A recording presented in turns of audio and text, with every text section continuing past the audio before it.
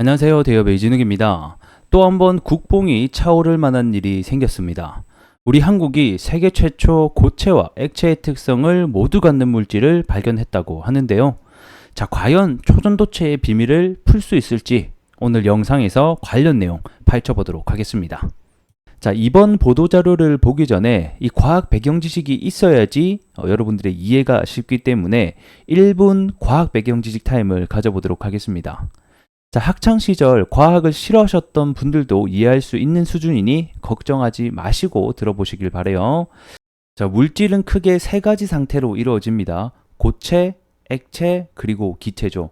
우리가 고체, 액체, 기체를 보통 어떻게 구분합니까? 딱딱하면 고체, 만져지면 고체고, 기체는 이렇게 잡히지 않은 공기 중을 얘기하는 거고, 액체는 이렇게 흐르는 물 같은 거를 흔히 얘기를 하죠. 하지만 과학에서는 이 세 가지를 어떻게 구분하냐면 입자 간의 거리에 따라서 구분을 합니다. 그래서 이렇게 입자 간의 거리가 가까우면 고체를 얘기를 하고요.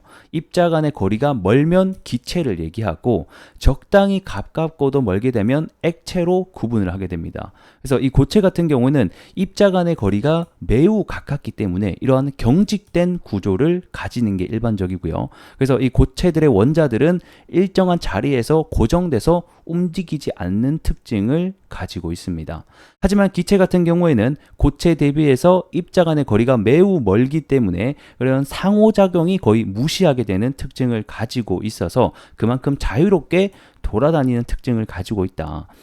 이제 액체 같은 경우는 그 중간 정도라고 보시면 되는데 적당히 가깝고도 멀면 액체의 특징을 가진다. 그래서 이런 입자 간의 거리에 따라서 구분한다라는 점을 미리 알고 있는 상태에서 해당 자료를 보도록 하겠습니다. 자, 이번 과기부 보도자료에 따르면 세계 최초로 고체 물질 속에서 액체와 고체의 특성을 모두 갖는 전자결정의 조각을 발견했다라고 나와 있죠. 방금 우리가 1분 과학 타임 시간에 어떻게 배웠습니까? 이런 물질은 보통 이분법으로 액체거나 고체거나 또는 기체거나 이런 식으로 나뉘어지는데 한 물질 속에서 두 가지 특징이 같이 발견됐다라는 얘기가 되겠죠. 그래서 해당 내용을 보게 되면 연구팀은 지난 21년에 알카리 금속을 첨가한 물질에서 액체 성질을 가진 상태를 발견하였고 이를 네이처지에 게재된 바가 있다. 이렇게 적혀있죠. 이게 무슨 말이냐면 이 흑린이라고 하는 물질이 있습니다. 이걸 말 그대로 직역하게 되면 검은색인 인이다 라고 보게 되는데 이게 이제 차세대 물질 중에 하나로서 이게 이제 고체의 특징을 가집니다. 근데 이 흑린에다가 이 알카리 금속을 도핑을 해보니까 이 고체라는 게 갑자기 액체 상태로 돼버리네?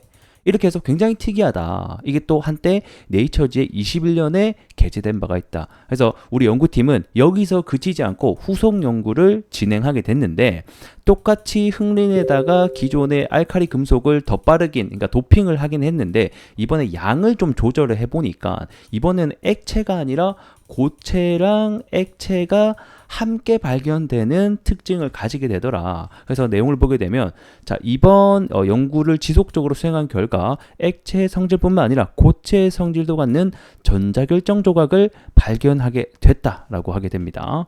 그래서 발견한 전자결정을 이제 입증을 해야겠죠. 그래서 이런 방사광 가속기라던가 이런 광전자 분광 장치, 이제 요 장치가 뭐냐면 이 고체 물질 속의 전자 상태를 분석하기 위한 실험 기법 중에 하나입니다. 그래서 요거를 이용해서 이런 운동량 정밀 측정을 해보니까 뭐다? 이런 액체의 특징을 가지는 불규칙성을 관측하는데 성공했다라고 하게 됩니다.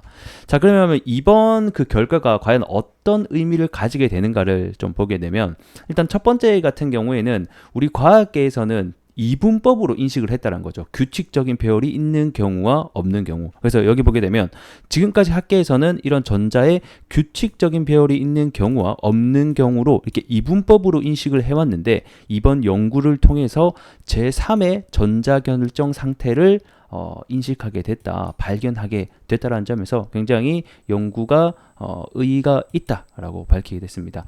두 번째는 우리가 기대하고 있는 이 초돈도체 현상의 비밀을 어쩌면 풀어낼 중요한 단서가 될 수도 있다라고 얘기를 하고 있습니다.